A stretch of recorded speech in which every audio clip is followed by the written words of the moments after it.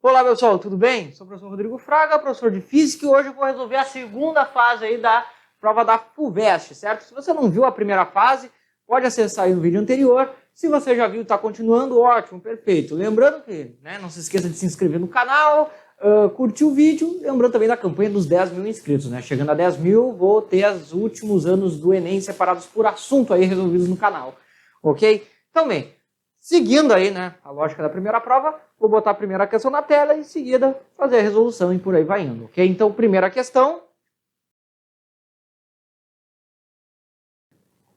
Bem, pessoal, aqui é uma primeira questão envolvendo ondulatória, certo?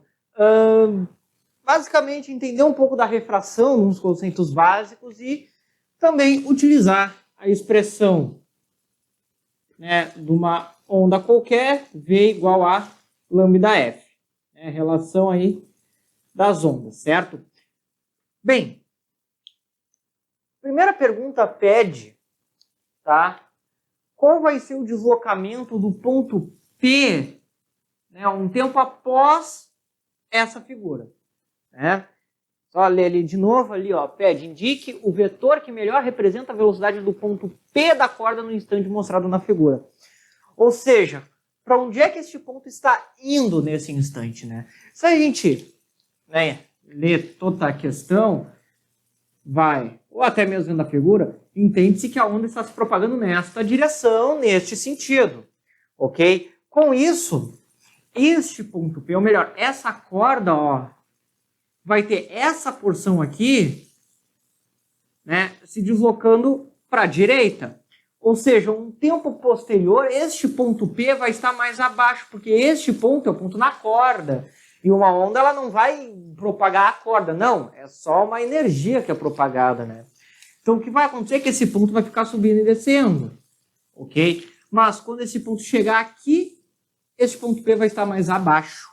Com isso, um vetor que melhor representa a velocidade, né, que vai estar indo junto ao deslocamento, é um vetor vertical e para baixo, né? A velocidade do ponto P. Então essa é a nossa resposta. O vetor é este aqui. O vetor vertical e apontando para baixo, né? A letra B e a letra C pedem para eu determinar a frequência e o comprimento de onda, na corda 1 e na corda 2. Né? Aqui a corda 1, aqui a corda 2, certo? Pois bem, primeiramente a gente tem que lembrar que na refração, e o que é a refração? Que é quando uma onda troca de meio de propagação, né? Ou troca de meio por onde está se propagando, pensando numa onda eletromagnética, que ela não precisa do meio para se propagar, mas ela se propaga através de meios transparentes. O que acontece? Entre a corda 1 e a corda 2, para a onda são meios diferentes, pois são cordas diferentes por onde essa onda vai se transmitir, né? Então eu tenho mudança de meio, eu tenho uma refração acontecendo aqui. Só que o que acontece? O fenômeno da refração, ele altera a velocidade e comprimento de onda, mas a frequência se mantém constante. Por quê? Porque, bem, vamos dizer assim, pulsos para cima, essa parte aqui. Se essa corda 2 recebe um pulso a cada segundo para cima, é um pulso que vai ser transmitido a cada segundo nessa corda. Então a frequência não tem como mudar quando ocorre uma troca de meio, né? Então para os dois a frequência vai ser a mesma. E bem, a questão dá o período da onda na corda 1, que consequentemente tem que ser o período da onda na corda 2, certo? E como frequência é o inverso do período, vamos ter 1 sobre 0,5. Então nossa frequência aqui vai ser 2 Hz. E essa frequência, né, eu posso colocar já na letra B e na letra C, pois é a frequência para os dois meios, né? Vai se manter aquele, certo? Bem, agora é encontrar o comprimento de onda. Temos essa relação aqui, se nós isolarmos lambda, vamos ter V sobre F, ou seja, dividir a velocidade pela frequência, né? Então, O comprimento de onda no meio 1 é a velocidade 1, que é 5, divididos pela frequência, que é 2, ou seja, 2,5 metros. E lambda 2, 4 sobre 2, que é a frequência, que também é igual, ou seja, 2 metros. E encontramos aí os comprimentos de ondas respectivos. E aí terminamos a questão número 1 aí, da parte de física, certo? Bem, próxima questão. Bem, pessoal, aqui uma questão já é um tanto trabalhosa, tá? Que ela vai falar de uma transformação adiabática e o primeiro item pergunta o que acontece com o volume, né, dessa transformação. Bem, temos duas maneiras de fazer, uma já encontramos nossa resposta, é uma transformação adiabática, a troca de calor com o meio, ela é nula, é zero. De forma que, se nós formos colocar isso na primeira lei da termodinâmica, né, onde diz que quantidade de calor é a variação da energia interna mais o trabalho realizado, este valor sendo zero, eu posso dizer que o trabalho é igual ao negativo da variação da energia interna, né? É uma relação que a gente vai usar, inclusive, no item B, tá? Mas vai nos ajudar a entender aqui o seguinte ponto. Trabalho tem a ver com o comportamento do volume do gás, né? Se ele expande ou se contrai. Quando o trabalho, nesse caso, é positivo, ou seja, um valor maior que zero, ele se expande, né? Quando é negativo o trabalho, então ele se contrai. Só que o que ocorre? Veja que na questão eu tenho a temperatura T2 sendo T1 sobre 3. Ou seja, caiu de uma temperatura T para a temperatura T terços. Ou seja, diminuiu para 1/3 do que tinha.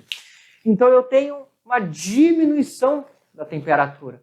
De forma que esse ΔU, que tem a ver, que é relacionado à temperatura, é função da temperatura, ok? Vai ser negativo. Que menos com menos dá mais. Então, se eu tenho resfriamento, eu vou ter uma expansão. Então, eu já posso afirmar na letra A que se trata de uma expansão, né? Mas vamos encontrar essa expansão, ok? Em termos de V1, né? Velocidade. Volume inicial. Pois a gente vai precisar aqui na letra C, que é o item mais trabalhoso, talvez, né? Mas bem, já vamos fazer esse trabalhinho para determinar e achar matematicamente que realmente se trata de uma expansão, mas essa explicação já basta, se embasando na segunda lei, ok? Bem, o que ocorre? Temos essa igualdade, que PV na 5/3 é uma constante, ou seja, para qualquer situação de pressão em volume na transformação adiabática, esse valor é uma constante. Então eu posso igualar uma situação A com uma situação B, né, de pressão em volume. De forma que eu posso fazer o seguinte, olha só, P2 na 5/3 igual a P1 V1 na 5/3. Posso fazer isso, né? Bem, para me livrar daquele P, eu não vou querer achar ele aqui agora, tá?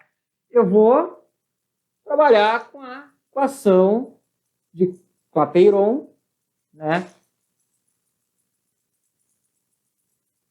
Para um gás ideal, que diz que o produto pressão por volume de um gás é igual a N, número de mols, R, constante universal, T, temperatura, né? Isolando este P aqui, ó, eu tenho uma expressão para P, onde P é igual a N, RT sobre V.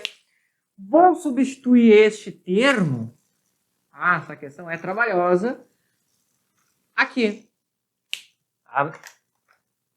Aqui no lugar de P, né? Então o que eu vou ter ali, ó?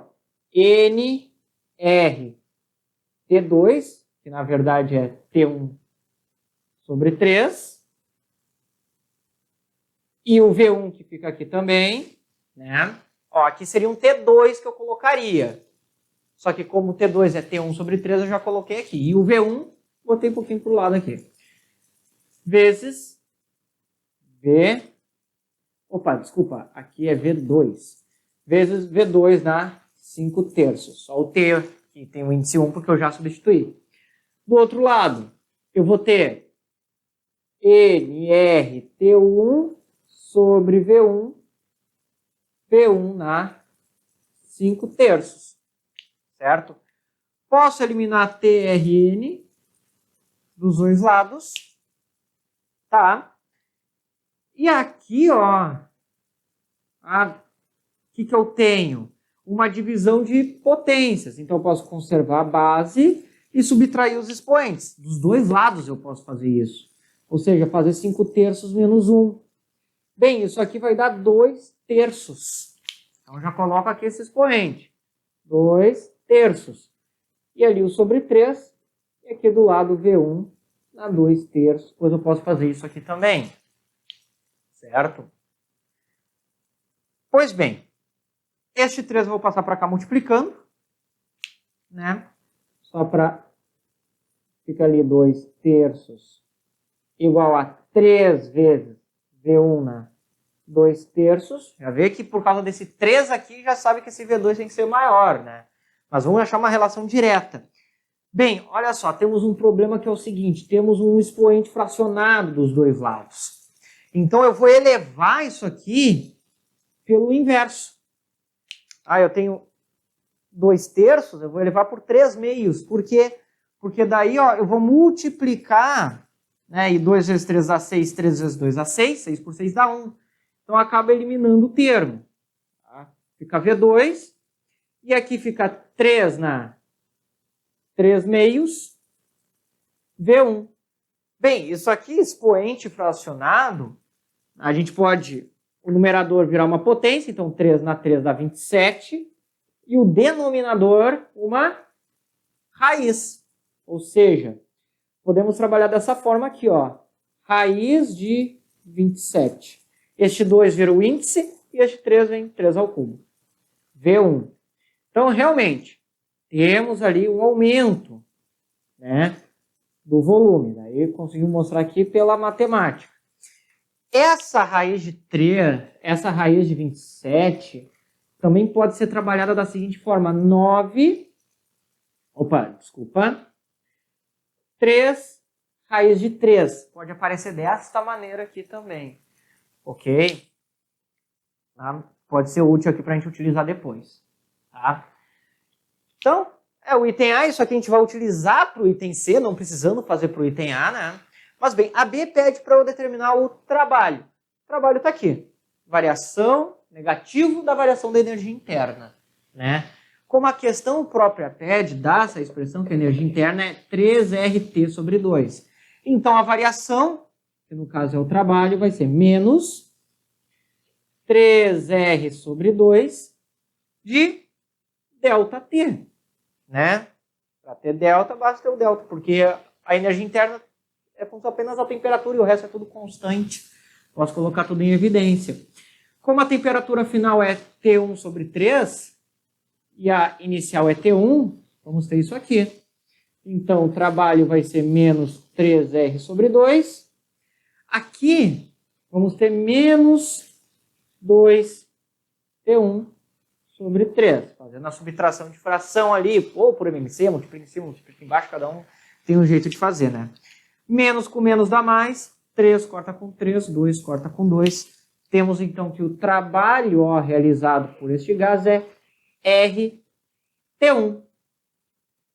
Encontramos o trabalho, né? Bem, não muito complicado. Encontramos, né? A resposta do item B. Agora a gente vai para C, que pede para encontrar o quê? A razão entre a pressão final e inicial. Final e inicial, né? Só deixa eu dar uma olhada aqui. A razão entre a pressão final e inicial, isso. Ou seja, P2, pressão final, P1, a pressão inicial. Bem, primeiramente a gente vai reconsiderar ali aquela transformação adiabática, né? Essa igualdade aqui. Vamos voltar para ela. Ok? Só que já isolando ali, ó, P1 trazendo para cá, vai ficar P2 sobre P1. E do outro lado, ó, esse V2 eu vou trazer para cá. vou ficar com o seguinte, V1 sobre V2. Como os dois estão com o mesmo expoente, vou deixar aqui os 5/3, que a gente vai ter que mexer nele de novo, né? Claro, se eu não tivesse feito esse cálculo para o item A, eu teria que chegar nessa solução, substituir aqui e ir fazendo. Esse V ia aparecer de novo, ia ter que trabalhar aqui, ia dar muito problema, né? Fazendo aí esse cálculo, eu posso simplesmente fazer o seguinte, ó, já substituir esse V2 por essa raiz. Tendo o seguinte, P2 sobre P1, tá? Igual o quê? No lugar de V2 eu boto raiz de 27V1, ou seja, V1 sobre, ou melhor, 3 raiz de 3 V1, tá? 5/3. Aí posso cancelar V1 com V1. Ok. E vamos encontrar o seguinte aqui, né? P2 sobre P1 igual a 1 sobre, né? Porque aqui como ficou 1 e 1 com qualquer expoente vai dar 1, já pode anular. 3 raiz de 3 na 5/3. Certo?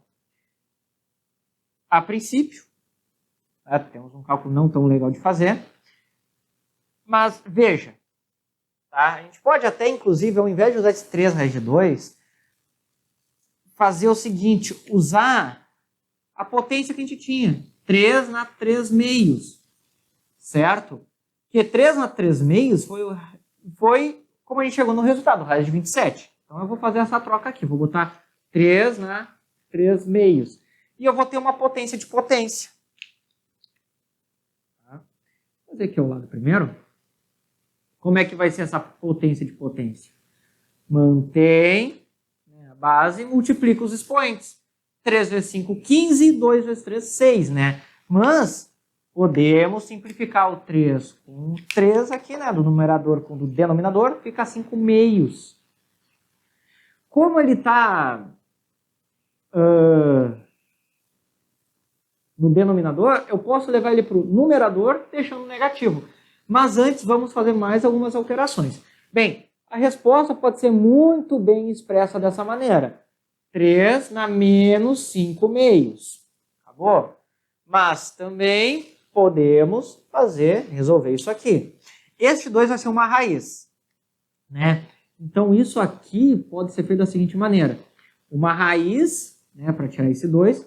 3 na 5 eu vou escrever dessa forma aqui, ó. Como uma multiplicação de potências cujos expoentes somam 5. Fecha também. Porque daí eu consigo tirar esses 2, 3 aqui. Eu vou ter, olha só, 1 sobre 9 raiz de 3. Que eu posso racionalizar em cima e embaixo por 3, por raiz de 3, né? Vamos ter raiz de 3 sobre 27, né? Bem, eu prefiro manter a resposta dessa maneira, né? Com expoente fracionado, tá?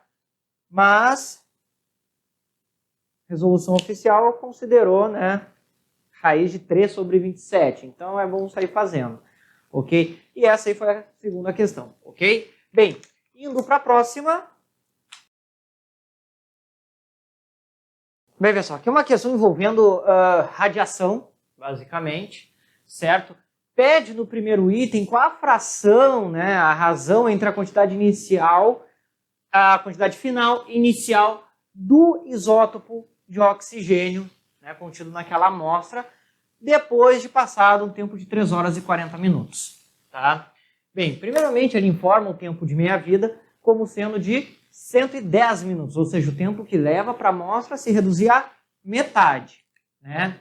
Bem, primeiramente na letra A, 3 horas é o equivalente a 180 minutos, certo? Cada hora é 60 minutos, basta multiplicar por 3. Então, 3 horas e 40 minutos, eu vou adicionar 40, ou seja, 220 minutos. Tá? Então, se formos observar, fazendo um gráfico mesmo, até, tá? Da fração, da razão entre a quantidade inicial e final, ou seja, massa final, massa inicial, tá? Não precisa fazer esse gráfico, fazendo só para explicar, e em função do tempo, em minutos, o que nós vamos encontrar? Na situação inicial, temos o valor 1, tá? Só que, passado 110 minutos, ou seja, o primeiro tempo de minha vida, o valor chega à metade, ou seja, essa fração entre o final e o inicial vai se tornar 1/2. Após mais 110 minutos, chegando nos 220, eu vou novamente ter passado mais uma meia-vida. Ou seja, vai para 1/4. Né? Então, a resposta da letra A é que essa fração é 1/4. Ok? Claro, não precisava fazer gráfico nem nada. Poderia se chegar simplesmente vendo, tem 2 meias-vidas, então se divide por 2, 2 vezes. 1 por 2, 2, de novo 4. Certo?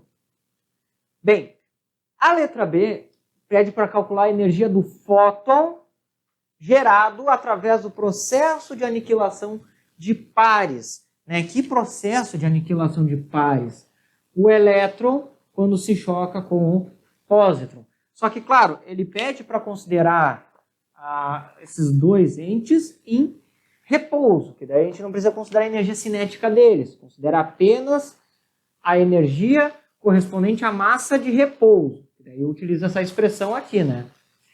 Certo? Bem, no processo de aniquilação de pares, o elétron e o pósitron, ao se colidirem, vão gerar cada um 2 fótons de radiação gama. Então a gente pode dizer que, como temos duas partículas de mesma massa, só porém de cargas opostas, se aniquilam gerando 2 fótons. Eu posso dizer que cada um desses fótons está associado a cada uma das partículas. Então, na letra B, eu vou utilizar E igual a mc ao quadrado, certo? Para determinar a energia de um desses fótons. Se eu quisesse determinar a energia total em fótons, eu teria que pensar, multiplicar por 2 essa massa, pois eu tenho 2 partículas. Não é como que é um fóton, considera um só, certo? Bem, o que vamos ter aqui? Massa, a massa do elétron, que é dado na questão 9 vezes 10 na 31, na menos 31 quilogramas. Né? Não vou colocar o quilograma aqui, certo? Pois a gente sabe que a unidade vai ser de energia, porque é quilograma, a velocidade da luz está em metros por segundo. Que, aliás, C ao quadrado vai ser 3 vezes 10 na 8 ao quadrado. Isso aqui vai ser a minha energia em joules, por eu estar tudo no sistema internacional. Bem, 3 ao quadrado, tá? Só resolvendo aquela potência de 2 ali, aqui, 3 ao quadrado dá 9. 10 na 8 ao quadrado vai dar 10 na 16, multiplica, né? Vamos ter aqui, então, joules, né? Não esquecendo a unidade. 9 vezes 9 dá 81, vezes 10 na menos 31 vezes 10 na 16, mantém a base, soma os expoentes. Menos 31 mais 16 dá menos 15. 15 joules, ajeitando aqui para manter no padrão de notação científica, né? Ou seja, 8,1, apenas com uma casa após a vírgula, diminuindo aqui, aumento aqui, então vai para menos 14 joules. E encontro aí a energia relacionada ao fóton, né, gama, saindo desse processo de aniquilação de pares. Certo? Encontro aí a resposta do item B.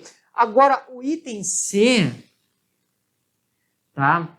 Ele quer saber o quê? Qual a quantidade de energia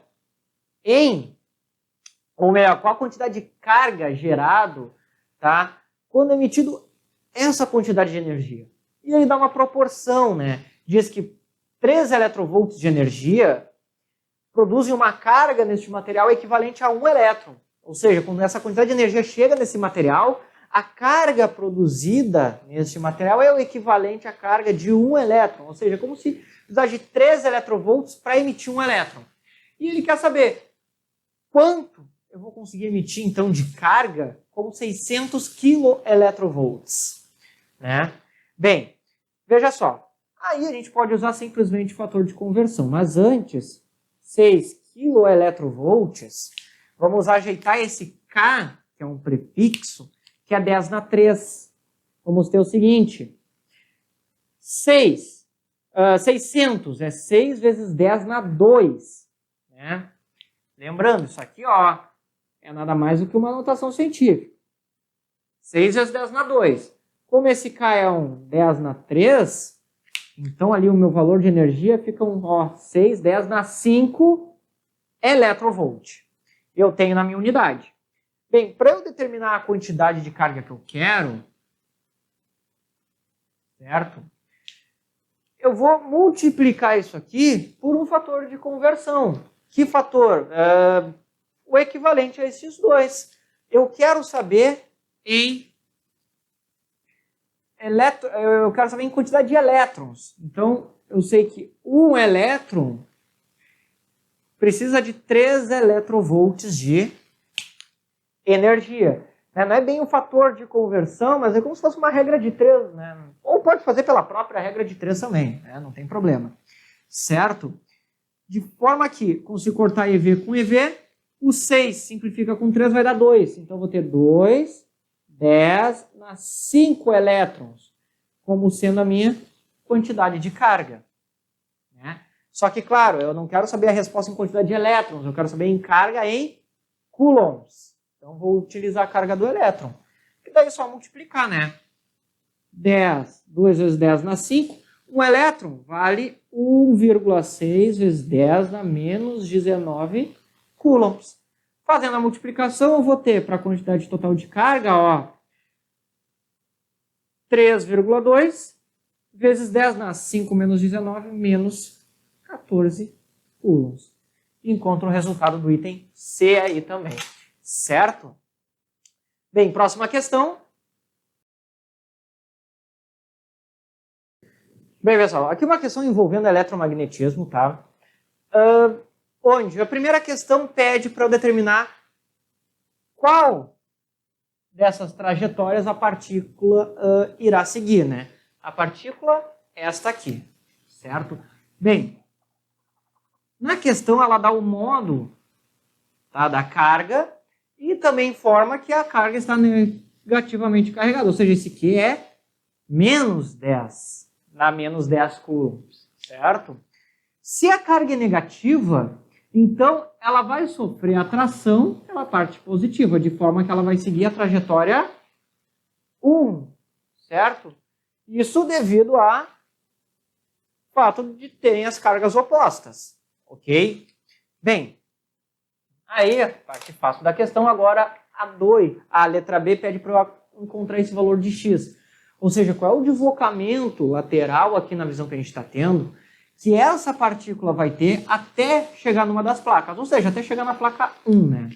Lembrando que aqui temos uma distância, se aqui é a distância entre 1 milímetro, aqui eu vou ter 0,5 milímetros, pois é metade. A questão informa isso, certo? Pois bem, o que acontece? Para determinar esse valor de x, ok, temos que, primeiramente, encontrar o quê? Encontrar a aceleração que essa carga está sofrendo, né, quando chega neste campo. Porque quando chega aqui, ela vai sofrer a ação de uma força elétrica. Como a trajetória está seguindo trajetória 1, essa força, e bem, é uma carga negativa, então ela vai contra o sentido do campo elétrico. Então está aqui a nossa força elétrica neste momento.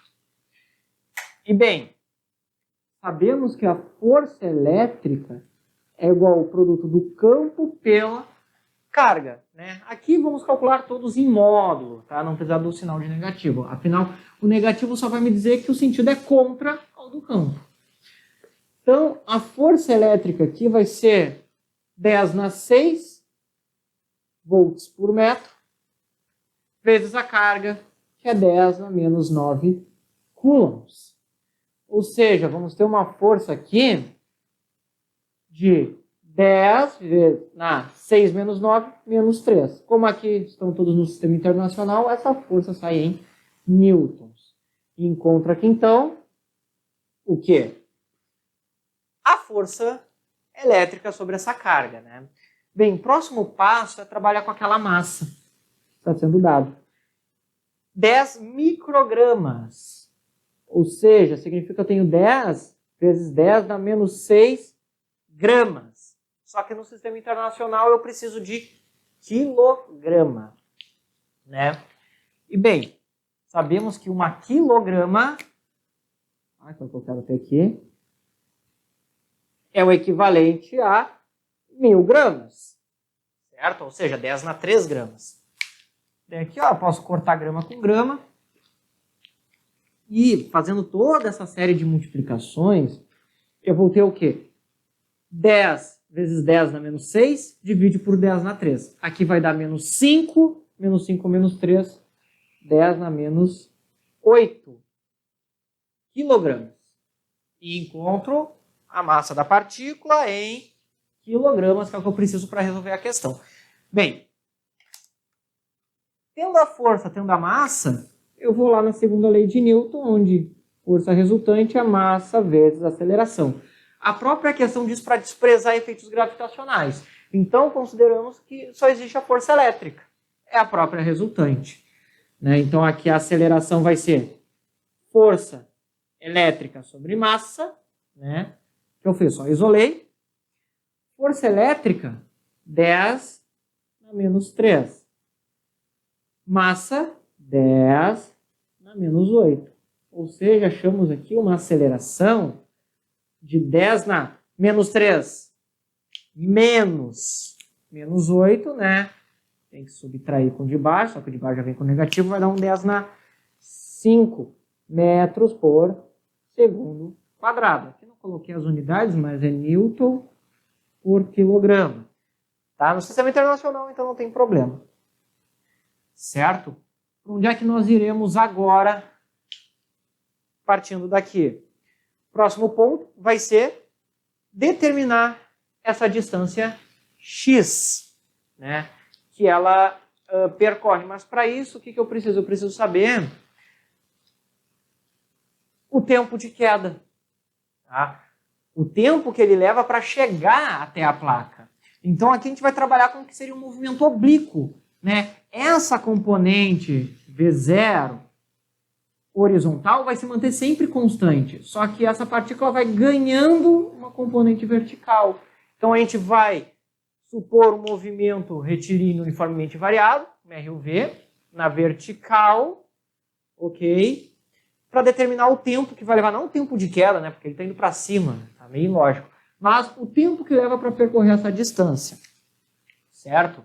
Aí temos distância percorrida, o ΔD, é a velocidade inicial, só que como eu estou pegando na vertical, é 0, vezes o tempo de queda, mais a aceleração que encontramos, t ao quadrado sobre 2.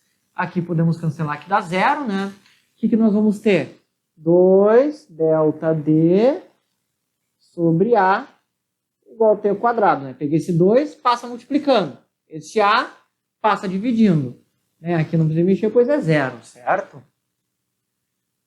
O que nós temos aqui? Bem, esse 2 ao quadrado a gente já passa fazendo uma raiz. Então, o nosso t, vou fazer aqui do lado, vai ser igual a raiz de 2 vezes 0,5 mili. Né? Então, 0,5 e o mili troca pelo multiplicador, porque eu tenho que estar em metros. Divididos pela aceleração, que é 10 na 5. Certo? Aqui, então, vamos achar um tempo, né, de 2 vezes 0,5 dá 1. Então, vamos ter na menos 3 na menos 5. Raiz de 10 na menos 8. Ou seja, 10 na menos 4 segundos. O tempo que leva para a partícula chegar naquela placa. Certo? E bem, o deslocamento x, para finalizar, é o quê? Velocidade inicial V0 vezes esse tempo t que encontramos.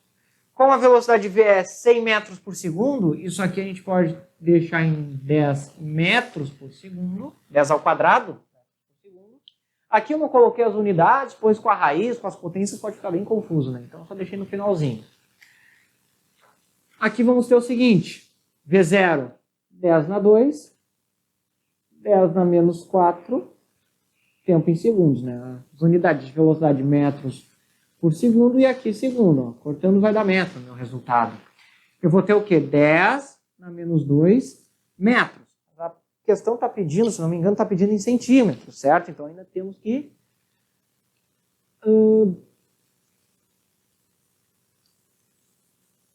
ela não pede ali em centímetros, né? Mas, por via de dúvidas, ok? O metro é o equivalente a 100 centímetros, ou seja, 10 na 2 centímetros. Corto os eles, menos 2 mais 2 dá 0, 10 na 0 dá 1. Então, esse x seria 1 centímetro, é o quanto ela anda. E, para finalizar, achamos ali o resultado da letra B, pede para determinar qual a direção, o sentido e o módulo do vetor indução magnético necessário para que essa partícula não sofra desvio, ou seja, percorra em linha reta. Bem, para isso acontecer, ter essa trajetória em linha reta, na letra C, a força resultante tem que ser zero, pois aí não sofre aceleração, então ela não curva, não aumenta nem diminui sua velocidade, se mantém velocidade constante, certo? Pois bem, com isso, né, a gente vê aqui, pela regra da mão direita, o que tem que acontecer? Eu tenho dedão apontando para a velocidade da carga.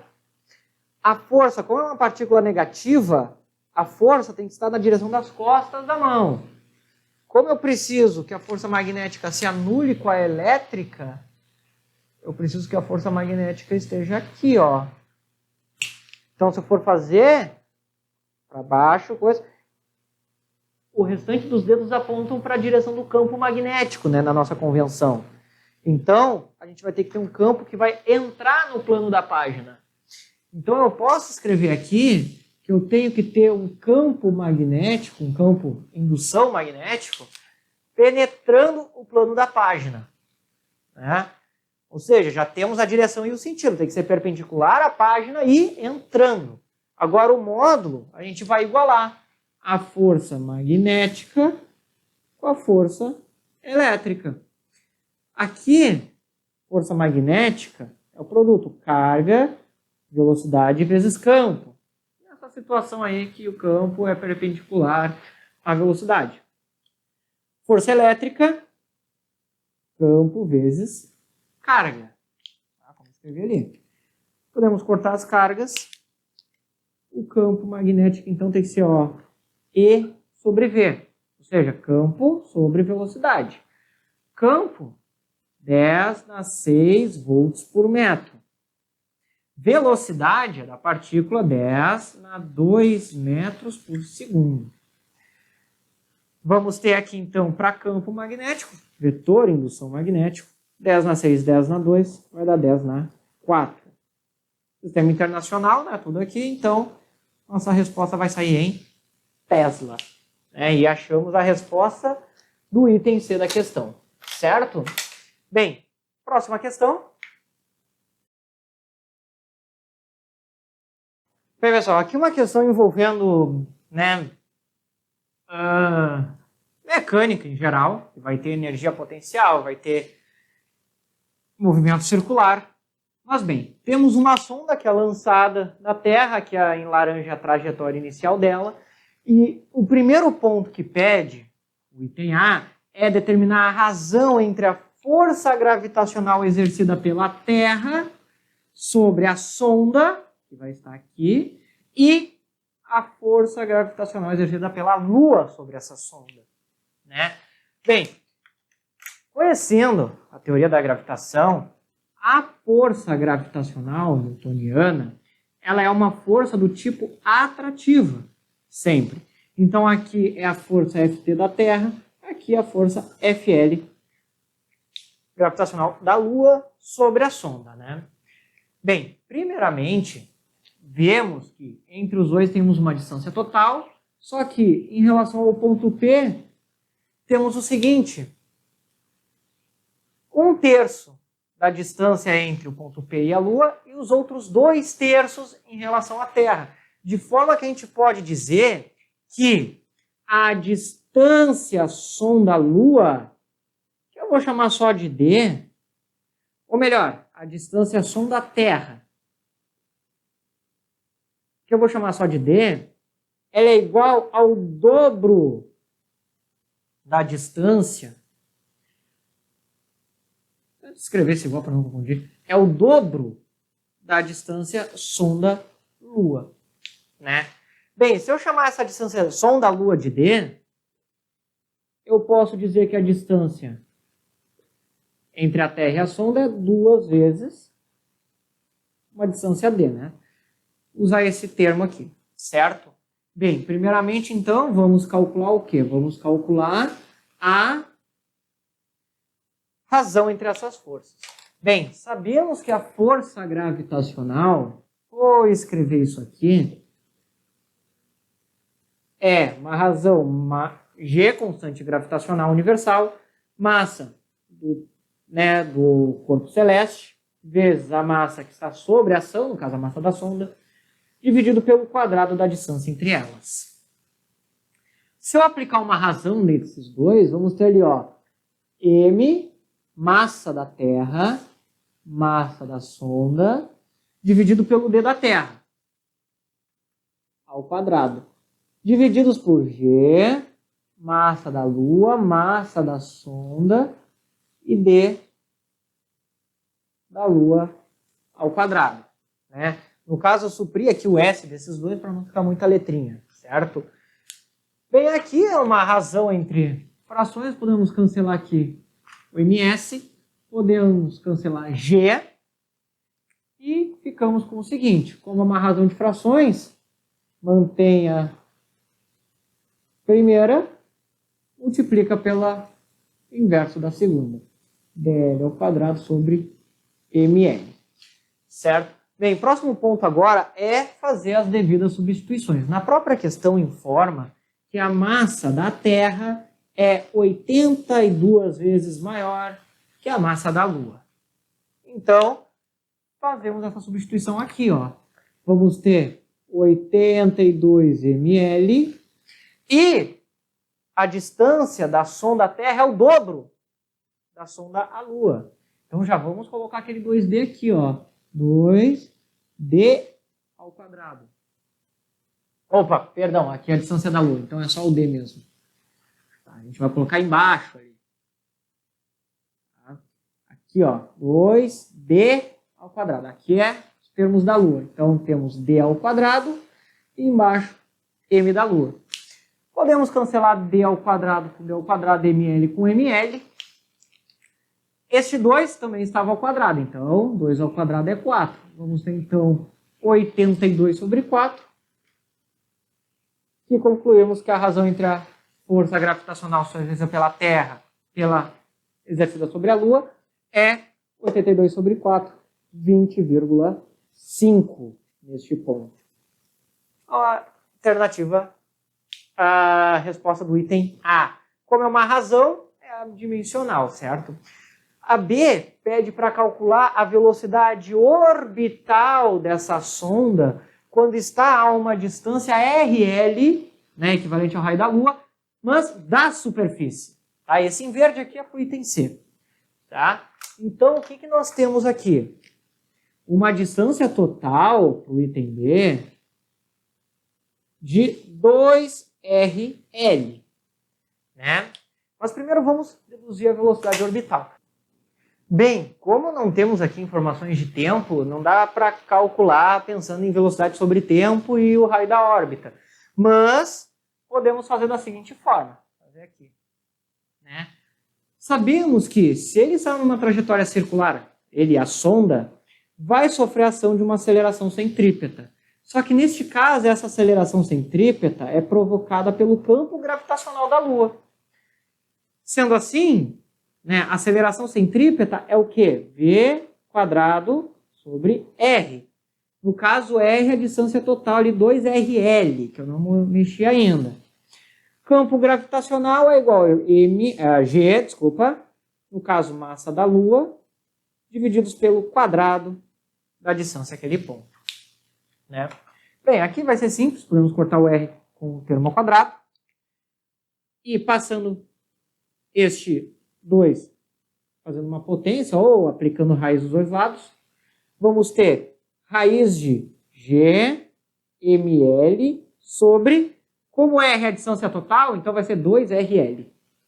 2RL. Tá? E encontramos aí o item B, né? A velocidade orbital da sonda na Lua.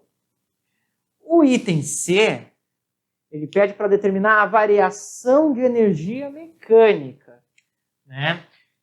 Que a sonda sofre ao sair dessa distância de 2RL e ir para uma distância, ele não informa a distância total, mas é uma distância que está a 0,5RL da superfície, ou seja, o total seria 1,5RL, né? Muito cuidado com isso também, certo?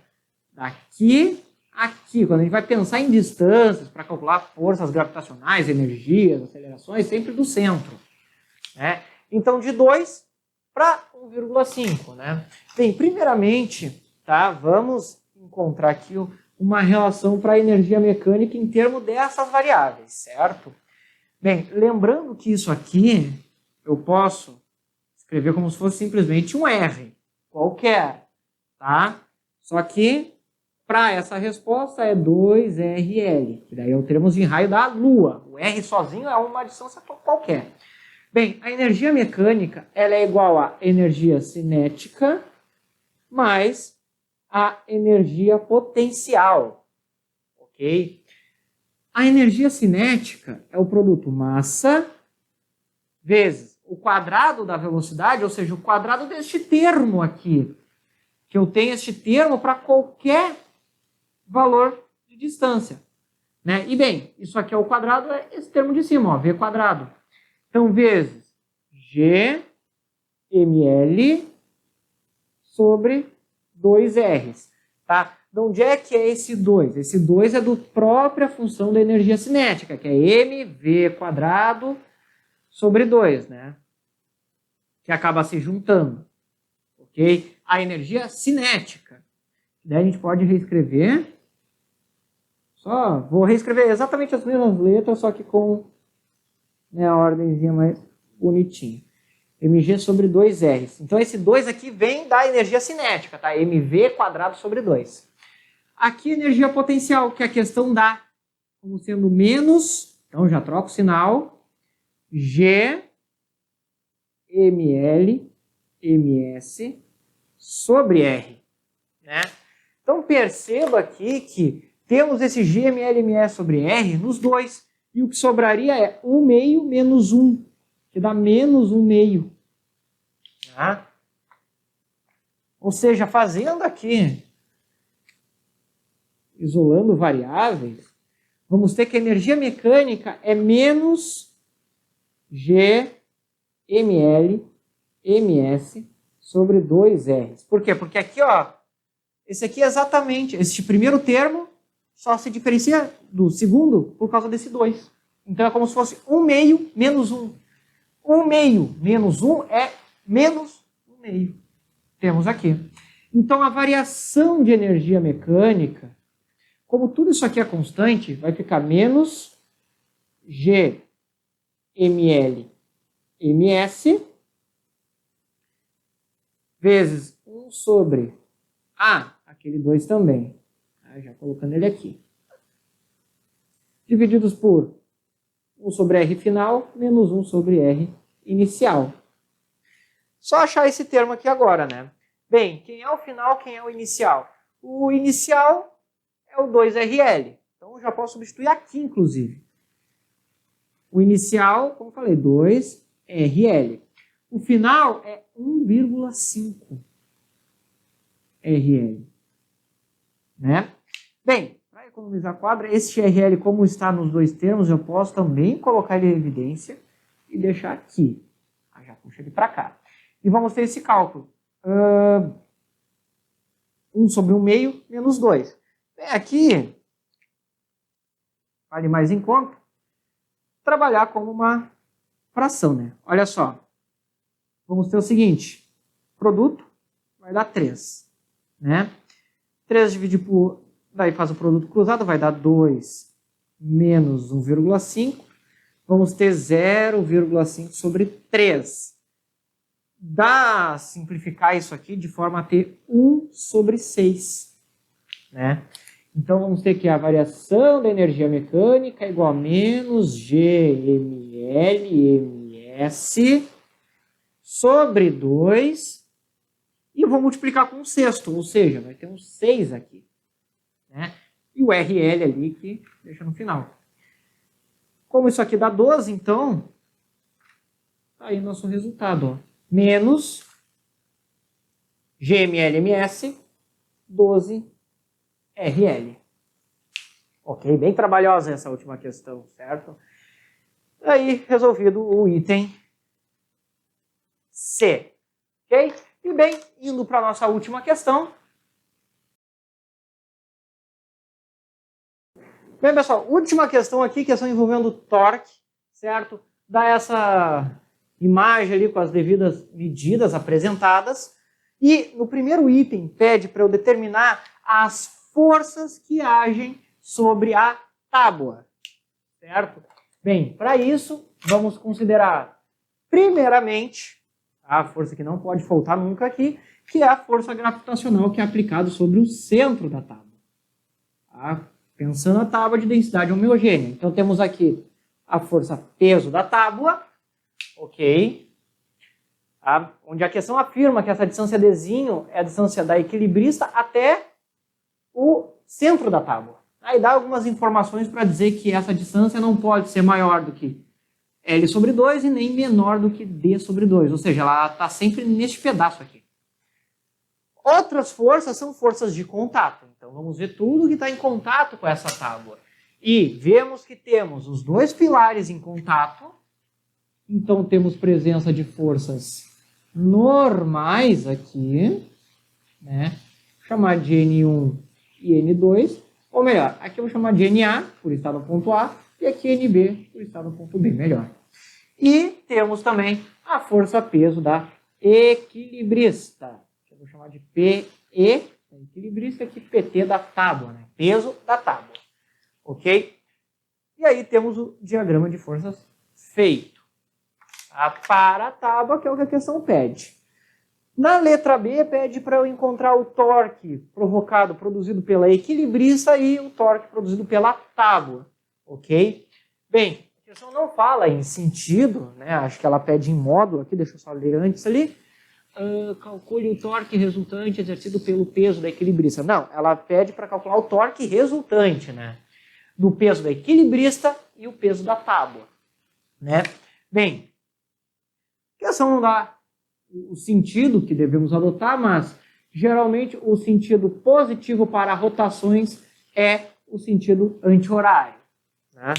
De forma que o torque resultante, certo, é igual ao torque no sentido horário, sentido anti-horário, que é o positivo, neste caso o torque da tábua, menos o torque da equilibrista. Por quê? Porque ela está do outro lado do ponto A, que ele pede para calcular em relação ao ponto A. A gente poderia calcular em relação ao ponto B, que daí seria outra situação, teria que ter daí uma questão envolvendo a força de contato. Né? Mas como é em relação ao ponto A, então, no ponto A, em relação ao ponto A, a equilibrista produziria um torque em sentido horário, né? Pois a tábua iria fazer isso aqui, enquanto o próprio peso da tábua faz isso. Temos isso aqui, né? Bem, torque, para essa situação onde essas forças estão todas perpendiculares, o torque é nada mais do que um produto. Força, ou melhor, como eu gosto de fazer, braço de alavanca vezes força. Que daí não confunde a ordem na hora de pensar em produto vetorial, né? Certo? Então, D vezes F. D é a distância, F a própria força. Para o torque da tábua, né, vamos fazendo aqui em cima mesmo, para o torque da tábua, o que acontece? Em relação ao ponto A, temos D sobre 2. Então, essa distância é uma distância D sobre 2. É a metade, pois está no centro da tábua. A questão diz que essas tábuas estão de forma que a distância entre elas e as extremidades são iguais, então elas estão simétricas. Então, essa distância é metade. Ok? E peso, a força-peso da tábua. Bem, força-peso, vou fazer outra cor aqui em cima, é igual a massa vezes a aceleração gravitacional. Né? Como a massa da tábua está sendo dada em m, e a questão pede para achar tudo, né, com as letrinhas, e a aceleração é g, temos isso aqui. Já vou ajeitar, né? Menos. Para a equilibrista, a distância já vai ser o quê? Veja só. A distância dela até o centro é d. Só que essa distância aqui, ó, veja, é este d subtraído dessa parcela d sobre 2. Né? Então, o que a gente vai ter ali para ela? D, né, menos d sobre 2. Vou deixar dessa forma aqui. Eu poderia fazer um jogo de sinais, mas esquece, deixaria mais complicado. Tá? Ok? Por que isso? Porque tudo isso aqui é d, só que esse pedaço é d sobre 2. Como eu só quero a distância do equilibrista ao ponto A, desconto essa parcela. Por isso que eu tenho isso aqui. E o peso dela é emissão G. Certo? Bem, o que podemos fazer aí agora? Só organizar os termos aqui, né? Vamos ter aqui mg d sobre 2. Vou botar o d na frente. Aqui eu poderia fazer um produto, mas fica melhor deixar dessa maneira aqui, do que ficar fazendo, né, produto notável, distributiva, e acabar complicando mais do que facilitando. Então, mgzão d menos d sobre 2. E temos aí a expressão para o torque resultante da equilibrista e da tábua, né? Certo? Bem, daria até, multiplicando aqui por 2, botaria em evidência o g com 2, mas, bem, como eu falei, é trabalho demais. A prova considerou esse termo aqui como resposta. Né? Sabendo fazer ali as medidas, está ótimo. A letra C pede para eu determinar o valor D máximo que a equilibrista pode ter do ponto A, sem que a tábua, né, vire para o lado dela e ela caia. Né? Bem, o que acontece? O torque resultante, né, aqui pede o resultante da equilibrista com a tábua. Só que a gente tem que considerar o quê? A força de contato lá no outro pilar. Porque se aqui é o nosso eixo de rotação, essa NA não vai produzir torque para nós, pois está exatamente no eixo de rotação. Né? Força sobre eixo não produz torque, tem que estar afastado do eixo. Então teríamos esses dois, só que NB teria que ser colocado aqui também, como o torque seria no sentido horário, teria que colocar um menos torque daquela força NB. Só que qual é o que acontece? Na situação limite, que é quando ela vai basicamente estar na iminência de cair para esse lado junto com a tábua, é quando a tábua perde o contato com este pilar.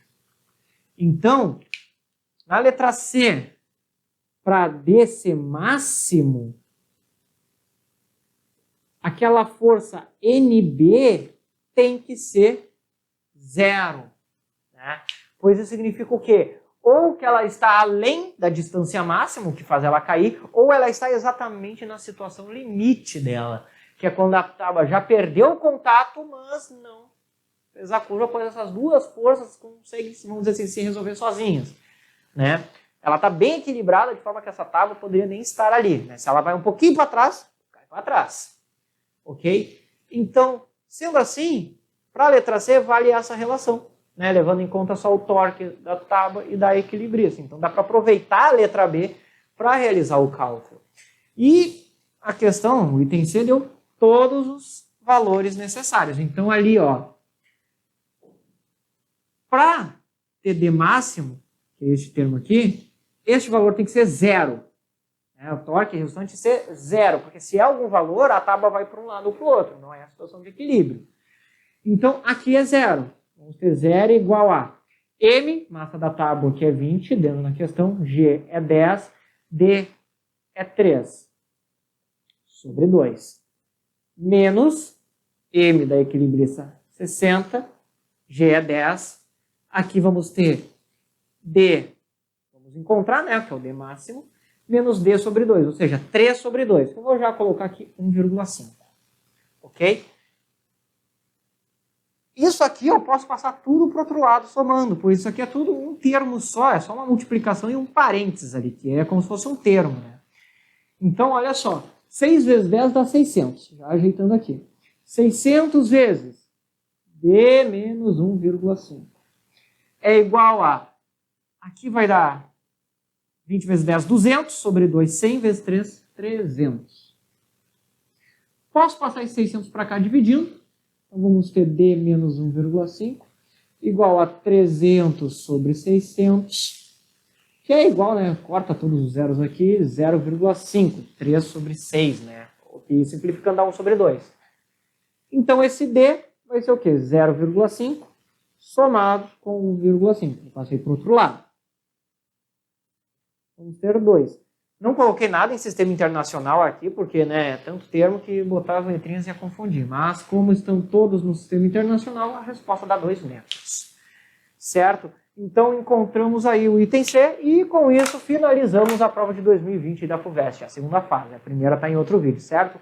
E, bem, pessoal, por hoje era isso. Se vocês gostaram da resolução, peço que, né, curtam, compartilhem, se inscrevam no canal. Peço para os amigos se inscreverem também, ajudem aí na campanha dos 10 mil inscritos.